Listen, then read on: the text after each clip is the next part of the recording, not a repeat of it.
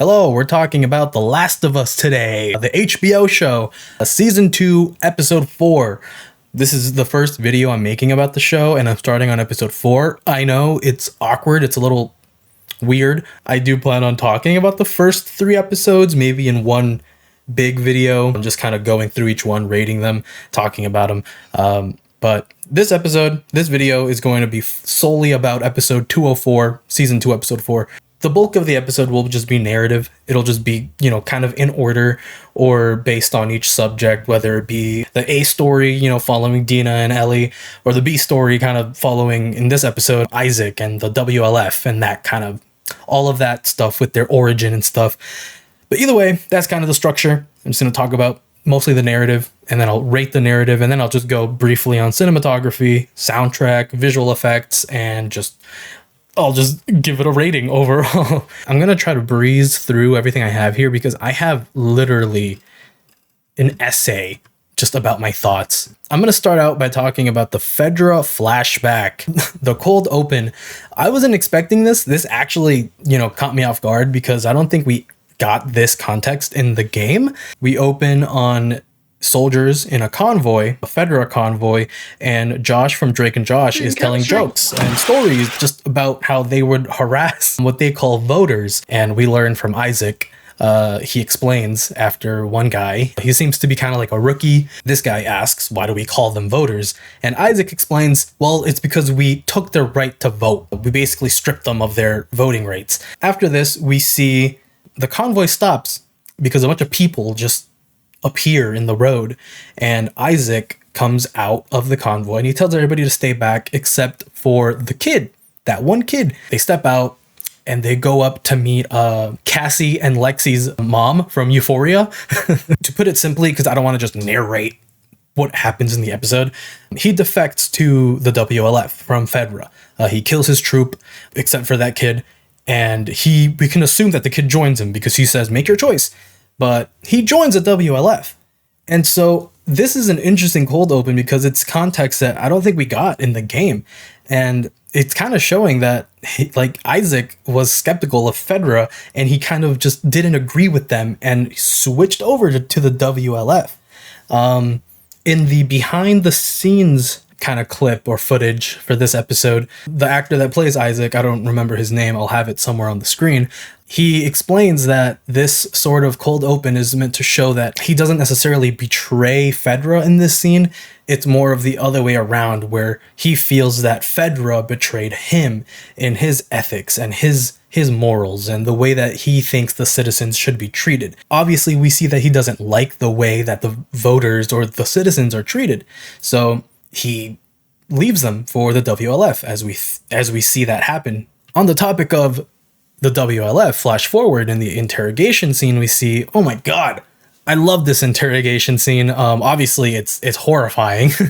It's absolutely inhumane the way that Isaac interrogates this Seraphite. I think it was really well done. I think we saw him, let's say it like it is, torturing a Seraphite in the game. We saw that, but we didn't actually see the actual interaction. So in this scene, we got to learn a little more about the relationship between the Seraphites and the WLF. Obviously, they're at war. It's a back and forth, just he said, she said, you broke the truce. No, you guys did. You kill our children. No, because you trained yours to kill ours. It seems like it's gotten so bad that neither side knows why they're even fighting or who started what. It's just a endless kind of loop of just killings, basically. But man, the part that I liked the most in this episode was when the Seraphite just tells Isaac, he's like, dude, every day a wolf turns to our side. Every day a wolf becomes a Seraphite.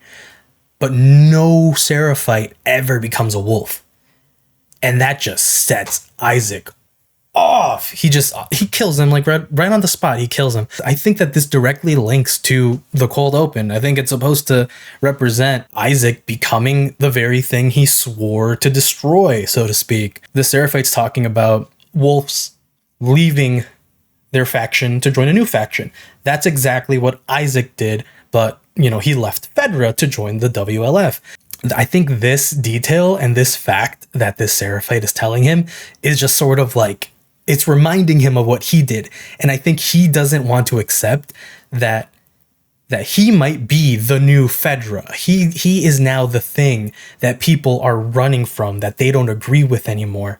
And obviously he doesn't want to face that fact. So he's just like, nope, boom, So from the cold open, we see that same kid, I guess not really a kid anymore. He's a whole ass man. We see him outside the interrogation room along with another guy, and he's reacting very, very disturbed from what he hears, Isaac doing inside.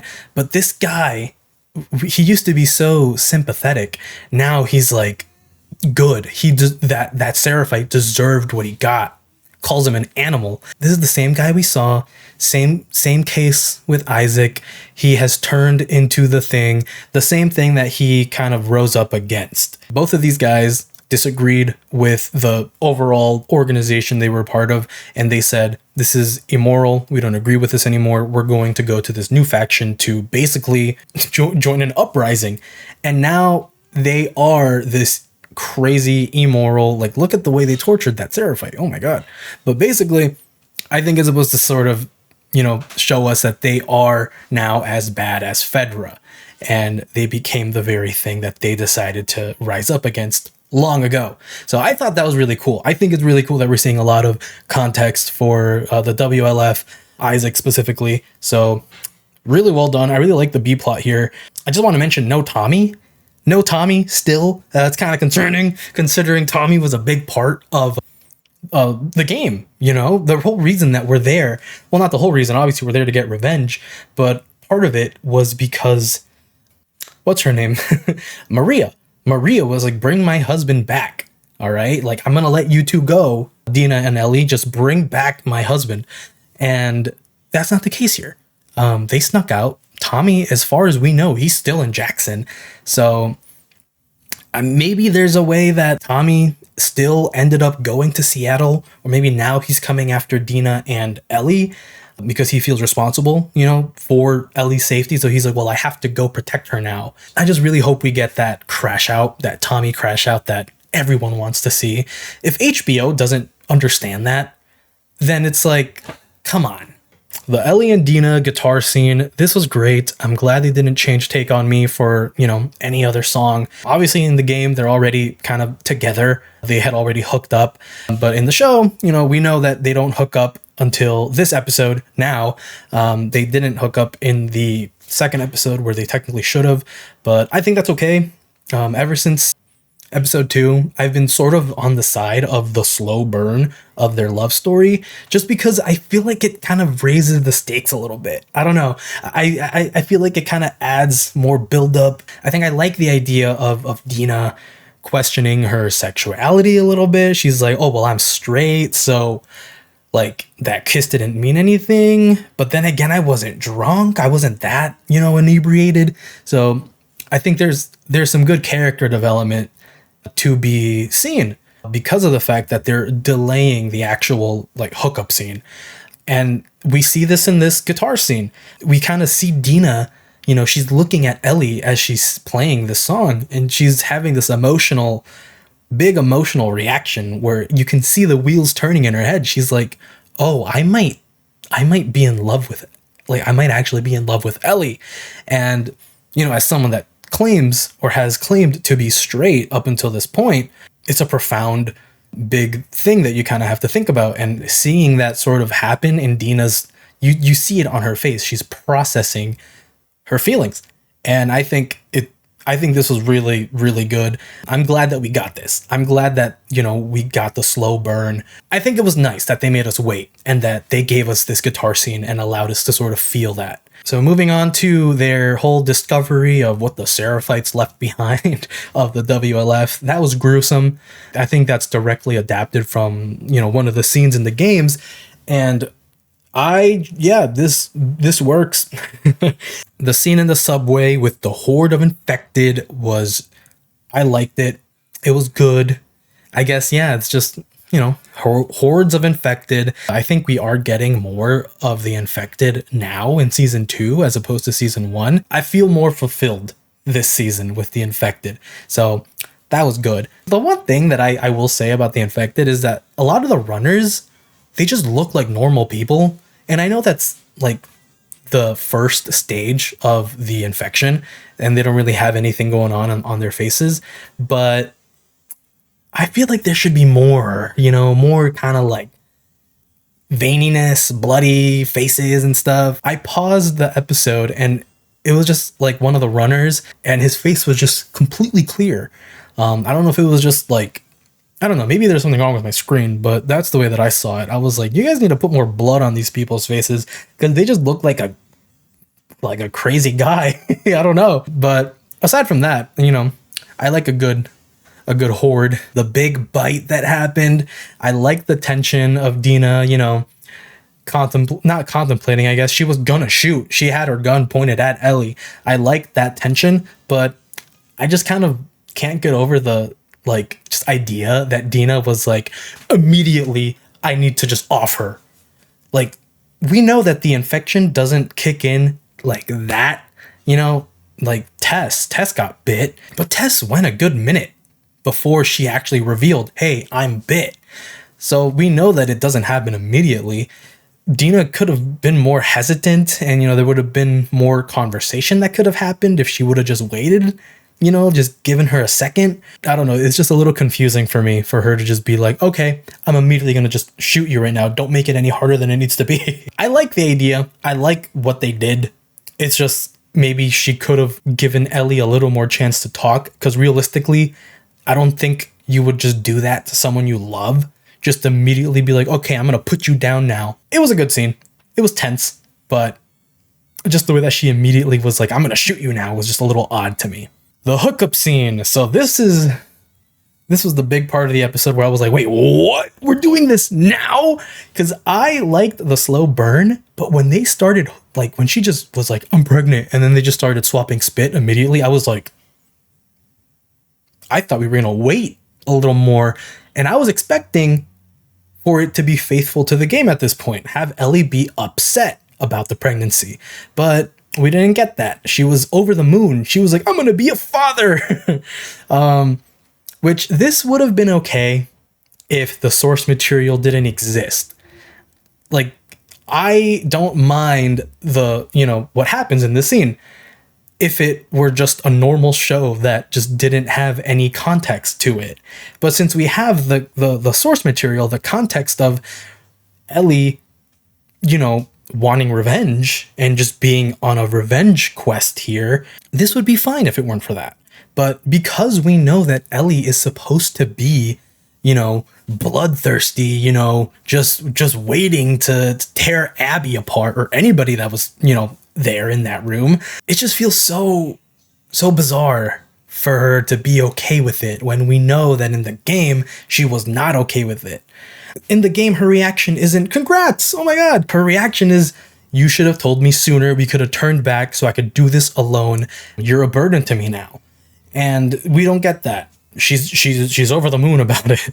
I get why they made them hook up, I understand, there was high level of emotions. She confessed her pregnancy. There was a lot of emotions and they had primal urge to connect physically. It happens. It makes sense. But I feel like it pushes us away from the main theme of the season. Revenge. The reason why I wish that she would have still gotten upset is because it would have solidified and made clear how vengeful Ellie is. Because even with the opportunity to, finally make love to Dina, right? Even with that opportunity, for her to be overpowered by her anger and her grief and get upset with her and be like, no, that would have been a clear indication of like, this mission is so much bigger to me than anything else, that I will even sacrifice love. Because we see this in the game. We see her get consumed and lost in her hatred. This is hard for me to articulate because I like the scene, but I also like the source material. And this is kind of a challenge that all, Last of Us fans are going through right now or have to go through, is separating this adaptation, which is an adaptation. It's not a direct remake or copy from the source material. But it's for me, the issue is that the source material, when it works, it works. So why change it? You know, they had an opportunity. They have this slow burn of a love story happening, and they could have added a moment where Ellie, you know, even though she loves Dina so much, her hatred and anger is too strong, and she rejects her, and she still, you know, is angry at her, you know, for not telling her sooner, because now she's compromised her revenge mission. We should have gotten that. We should have gotten her lash out, you know, even in the face of love, because she is so focused on revenge. We should have gotten that, but that's all I'm going to say on that. Overall, the scene was still good. It was enjoyable if you just forget about the source material, but it's hard to forget about the source material, and I'm working on that. My rating on the narrative, you know, the story overall, this episode is a 35 out of 50. And cinematography, 20 out of 20. Soundtrack, 9 out of 10.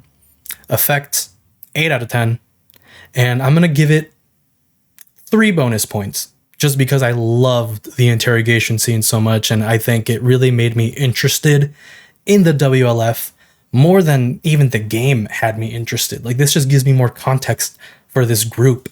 And I can't wait to see more of it, you know, especially tying into Abby. We didn't see Abby at all this episode, and I'm just eager to see more. So, yeah, that's it for today. Total score, 75 out of 100.